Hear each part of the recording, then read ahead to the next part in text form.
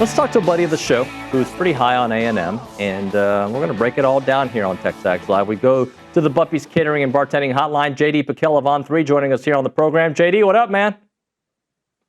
David, good to be with you, man. Thanks. Good to be with you. Long time no see. We got football on the horizon, is what I'm hearing. No, we do, man. It's a little too far for me, but you know what? It's going to be here.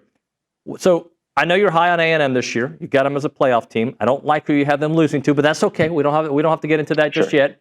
But one of the things I think you've said is if you put a different logo on A&M, people's expectations for this year's squad would be different. Take that and run with it. I just think it's fascinating. You probably could attest to this, David, as well as anybody. Whenever you're just talking to one of your buddies or you're in the group chat or whatever it is, and you pitch the idea of A&M being good, it's very quickly met with, well, but Texas A&M 4, well, but last year they didn't, well, but a couple of years ago. And I think it would just be, I think we would all be much better if we could just take a second. We would all be better as a society for it if we could just take a second and say, no, not last year, not Jimbo Fisher, not Kevin Sumlin. Tell me why this year's team won't be really freaking good. And I'm not saying they're going to go win the national championship, but if like the idea of them making the college football playoff to a lot of folks is like unfathomable. And a lot of the reasons why that seems to be the case for some folks is going back to the ideas of Texas 8-4 and the logo, and they haven't done this. And I'm like, well, Mike Elko wasn't there during the Jimbo Fisher era as the head coach. Jimbo Fisher was the head coach. Marcel Reed wasn't a part of those seasons. And so when you look at the 2025 season and the 2025 team as just that, what they are in the context of this year, there's a ton for me to be excited about. I mean, we're talking about everyone else around the SEC breaking in a new quarterback. It's like A&M's not doing that with Marcel Reed. Like everyone's trying to figure out what they have on their roster with those usual suspects, if you will, like the Georgias and Texas replacing a lot up front. It's like A&M's top 10 in returning production. So I think the exercise and the idea about A&M and what they have been previously bears way too much weight in people's opinion and what they are going to be in 2025. JD, I think I'm part of the problem, and I'm going to explain to you the why behind it. And I agree with everything you say, but I sometimes it kind of depends. Like I as a talk show host doing 15 hours of radio a week, right? Like I have moments where I think this team's going to go 10-2, but for the most part, I have them in the 9-3, 8-4 range. And I think part of that is because if you look at the last three coaches, all right, Mike Sherman had one really great season, a really nice season. Summy had 2012, which was amazing, right? Jimbo had 2020. I think they were robbed of a playoff spot, right? But there just hasn't been sustainability. But where I'm an optimist is like, I feel like Coach Elko is building something that seems sustainable.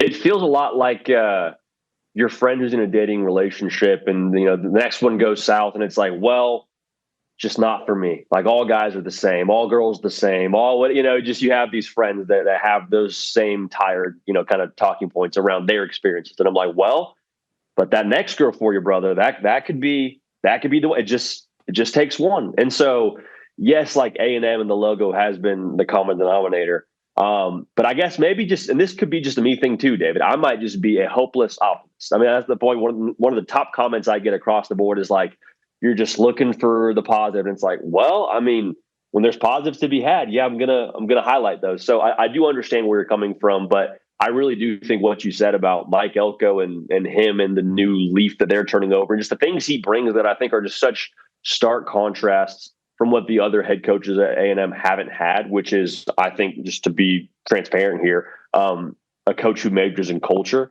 I think that's going to make all the difference. Talking to JD PicKell here on TexAgs Live. All right, so I'm going to tell you some of my questions about A&M, and then you give me your thoughts on them, okay? Love it. All right, so offensively, I don't have a lot of questions. I really don't. I mean, they've got to be better. And I'll tell you why I think they'll be better.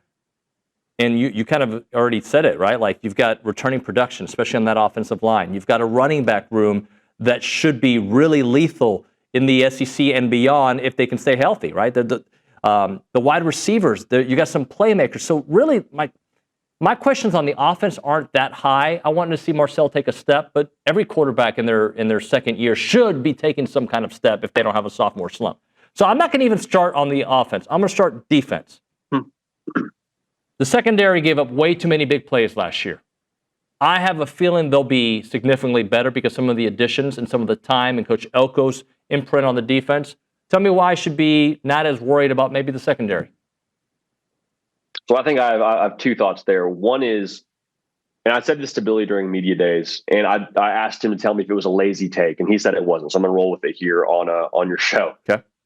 For better or for worse, especially in the second year under a head coach, I just sort of trust that their side of the football they major in is going to be okay.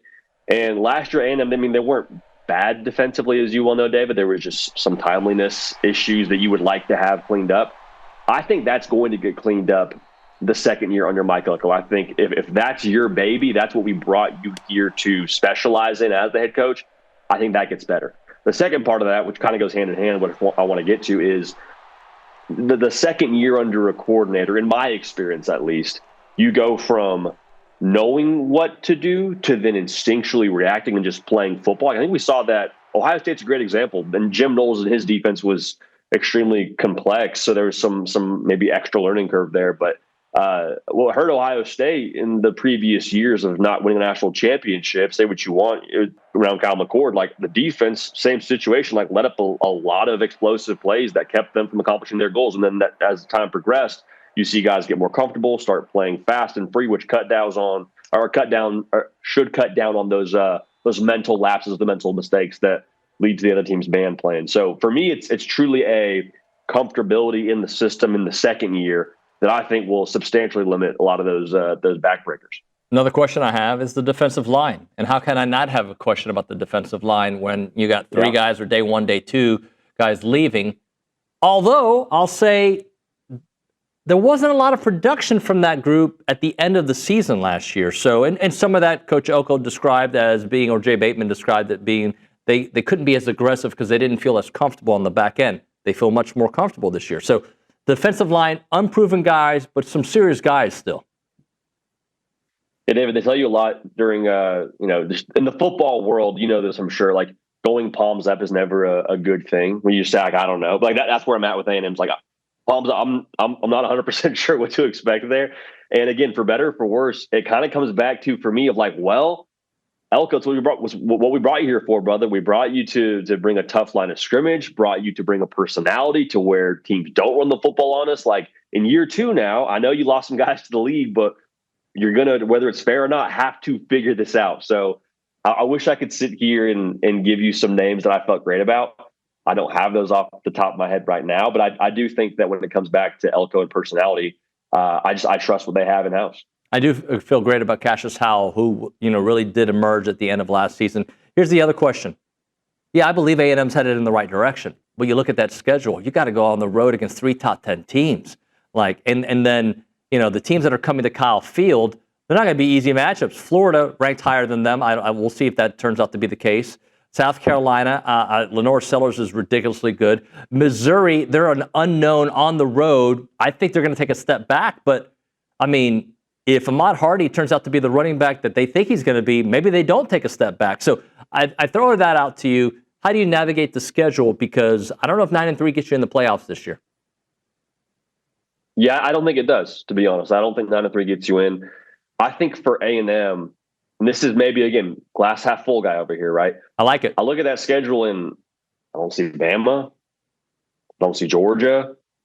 I mean, I think that the revenge factor for the South Carolina game, as good as Lenore Sellers is, I think that Mike Elko and that entire football team, you'd like to think that game will be a touch personal for them when South Carolina rolls in. I think LSU's going to be real freaking good. I've said that before. For Florida, like I really like Florida. I do. I don't know what to make of them right now because what we saw at the end of last year was so awesome.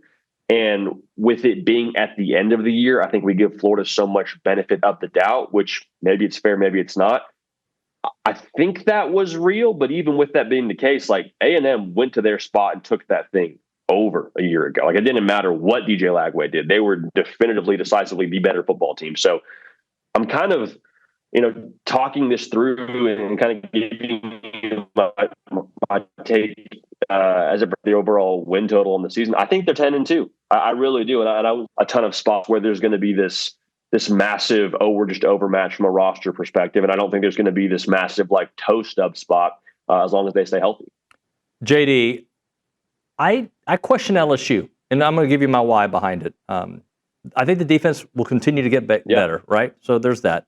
I question the offensive line. I think Nuss is really good when he doesn't face pressure. When he faces pressure, like most quarterbacks, he takes a significant step back. And I just look at what they've done outside of the championship season in 2019, right? And like, even with Jaden Daniels, as good as he was, I mean, they're good for 3 or 4 losses, or at least 3 losses, right? So sell me on why I got to buy LSU this year with a different offensive line and, really good wide receivers, really good transfer portal class that we haven't seen play together. Yeah, I mean, I think you hit on it with the offensive line. Like that's kind of the one concern, right? Like that's the one area, if you're an LSU fan, you're saying, we'll see. Like 4 guys, I think, right now from the team last year that are in an NFL camp that were in that offensive line room. It's funny to say this because I just mentioned the NFL guys. Like, was LSU's O-line really that great a year ago? As a unit, like I know Will Campbell's great. I know they have a lot of guys that are going to play on Sundays in general, but like I don't know that the floor was set enormously high for them even a season ago. And so if you're telling me that's one variable that you would hope is going to improve, at least in the run game, my thing is, can they just be serviceable up front? If they're serviceable up front and they can run the football, I feel real good about Nuss year 2. I feel real good about the weapons you mentioned. Heck, the things I'm hearing out of Baton Rouge right now as it pertains to that defense too, David, I know we're on TexAgs, so I won't go too long on LSU, but like they love what they have on that side of the football right now. There is a feeling internally in Baton Rouge that they might just be good on defense and not just better. Blake Baker has his caliber of player he needs on that side of the football. So I'm saying all that to say, I like the way they're built, and the question around the offensive line doesn't make me as nervous as maybe it does at first glance when you flip through the Phil Steele or the Athlon and see the lack of returning production. JD, one thing that I think that I have to be fair about is if I expect the A&M defensive line to take a step, regardless of the talent on there, then I have to give the same kind of potential to the LSU offensive line because same scenario, a bunch of guys in the league, right? If I think that A&M's defensive line could potentially take a step up because of the second year of being in the Mike Elko system and Jay Bateman, Blake Baker and LSU, same kind of deal. Well, that's defense. Offensive line, though, I think another year of that group and tutelage, I got to give them at least a chance. I think you'd also hope that a year or 2 quarterback has a quicker trigger finger, right? Like you would hope that we're not blocking for 3 Mississippis most of the time because we know we're going with the football, if not pre-snap, pretty quickly into the football play. I hope we're not digesting this too much if we're Garrett Nussmeier to where we're asking more of the offensive line. And then also the weapons, like there's so much around this to where you should have guys open pretty quick, and you should have a quarterback that can process it all pretty quick to where you're not asking a lot of the offensive line. Now, I say it's easy to say during the month of August, but we're going to get to the game against A&M, and that defensive line maybe ramps up like you and I are talking about. We're talking about Dylan Stewart in November when they got to play him. So it's easy to speculate, but we'll see. We'll see when it comes to LSU. Hey, so let's go back to the A&M schedule, and just because you said you think potentially 10-2, that means they got to win, or they don't. Yeah, they have to win one of the road games, right? So which of the road games of the big 3 do you think that they win? I'm looking through this right now as we're on the air, which is, I'm sure, always a good practice. I'm looking at, I'll say this, to start the year at Notre Dame. A year ago, I picked Notre Dame to win that football game because I was like, man, I think they're a little bit further along roster-wise. Marcus Freeman's been there longer and all that. Marcus Freeman has still been there longer than Mike Elko. I think Missouri's the other win, to be honest. I think Missouri's the one on the road where I'm like, I love Eli Drinkwitz. I love Pabula. I think they got a cool logo. I like Missouri, especially when they go with like the Sailor Tiger. That's freaking sweet. I don't think they're better than A&M. I think the A&M wins that game. Yeah. So, and I think if I heard you correctly, Notre Dame early on and Missouri. That would be huge. Let's talk about Alabama for a moment. Ty Simpson named the starter. I think we all expected that to be the case. I think Alabama could be really good. And I know that sounds weird saying that because it's Alabama. We're used to them being really good, but this is not Nick Saban's Alabama. I think Kalen DeBoer is an awesome head coach. I think Ryan Grubb being back, things are pointing in the right direction. That defense should be salty. Am I right on Alabama?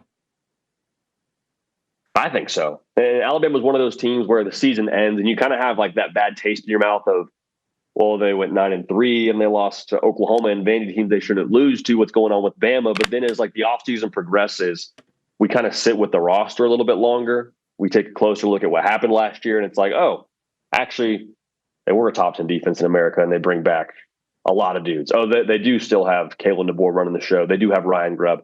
I think the Ty Simpson part of this is really interesting because if Ty Simpson is a true like plus at quarterback, like I love Jacob Coker, I love Blake Sims. He has to be better than both those guys if they want to go win national championships now, where you got to win 3-4 games in a playoff and be the guy. If he's a true plus at quarterback, Alabama can do whatever they want this year. If he's just a guy, then you're talking about backdooring into the playoff and seeing where you are in the month of December and January. But if he's a true dude for them, they have everything else around him to make it all go. And one more thing I'll say too on Ty Simpson, I feel like he gets lost a little bit in the shuffle. He was still a 5-star out of high school. Like he was recruited by Nick Saban to come to Alabama. If you're good to be recruited by Nick Saban and then good enough to stick around with Kalen DeBoer in that quarterback room for 2 years, like you must have some ability to you. So I think this idea that Ty Simpson isn't any good, like 30 physical giftings, which I think is maybe like loosely becoming part of his narrative. I don't buy that. And I think we're going to see that here when the season gets rolling. Talking to JD PicKell here on TexAgs Live. JD, let's close out with Tennessee. Interesting because I think Josh Heupel's a really good coach. He's proven to be a really good coach. He adapts with the roster that he has, right? No matter the situation. He's turned some quarterbacks into some guys that we'll think about, like Hendon Hooker, differently than we would have without Josh Heupel. So Joe Milton didn't have the success that Hendon Hooker had, but Nico, the numbers weren't spectacular. But what do you make of them this year with Joey Aguilar potentially being the guy? The offense looking different, obviously running game. And defense should still be really, really good. I think you hit on it. I think the two hinge points I'm watching to see if Tennessee wins 8 games or if they find a way to pop and win 10 and become a playoff team. What do you get from that passing game? Does Joey Aguilar give you enough juice offensively to be closer to what you were in 2022 than what you were these last 2 seasons? Because the way that Tennessee's built, and you know this, David, like they're going to run the football. I think it's like each of the last 4 seasons, Tennessee's been north of 2,000 yards rushing. Like that's just, they are going to run the football. If they can have receivers and enough quarterback play to where they can hurt you downfield, if they have receivers that can win one-on-one matchups and a quarterback that can cash in when money's on the table, like Tennessee fans were so frustrated with a year ago with Nico, is guys running up and down the field and we're throwing it 5 yards over them. Same thing with Joe Milton. If they can connect on those plays, Tennessee's going to have a shot. Because what you just said, the defense is not the question. Like defense, maybe not top 5 in the country like it was a year ago, but they'll still be in like that top 15, top 20 range.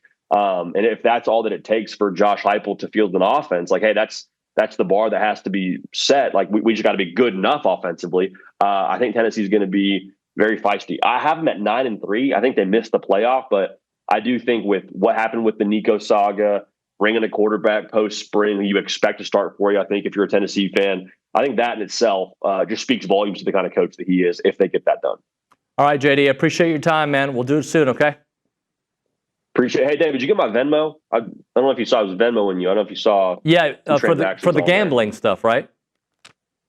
Like something about USC, UCLA. Yeah. It was. We'll talk about it off the air. Yeah. I'm going to write you a check with a memo as well, all right? Good deal. Thanks, David. Hey, buddy.